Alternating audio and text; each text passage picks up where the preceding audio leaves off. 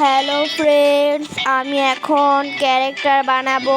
আসো তো চলো, চলে গেলাম এটাতে যাওয়ার পরে তোমরা কি রিওকে চিনো? এই যে অক্সিনের মধ্যে একটা মেয়ে আছে, নাম হচ্ছে রিও।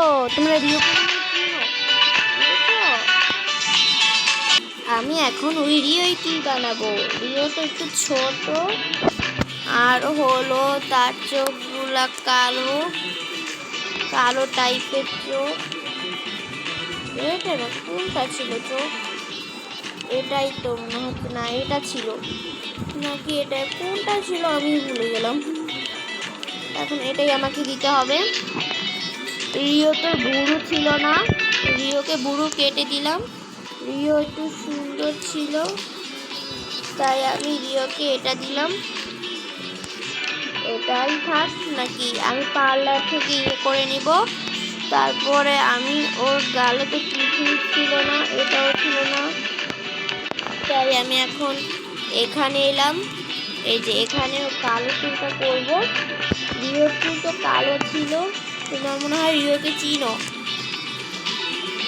তারপরে আমি এটা দিলাম, এটার মধ্যে কালো থাকবে। এই তো পুরা রিও হয়ে গিয়েছে না বলুন তো গাইস? রিও হলে কমেন্ট করবে। আমি এখন ওর জামা দিয়ে দিচ্ছি।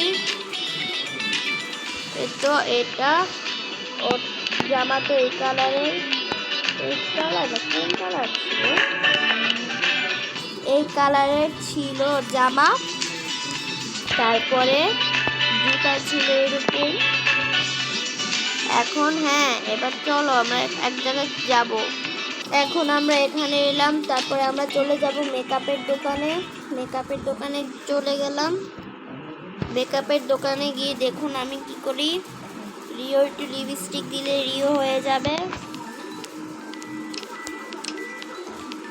এই তো রিওকে আমি বানিয়ে ফেলবো পুরো। এইটা না, কালো কালার ইউজ করেছিল। এই দেখুন গাইস, পুরো রিও হয়ে গেল না বলুন তো? কমেন্টে আমাকে জানান তো।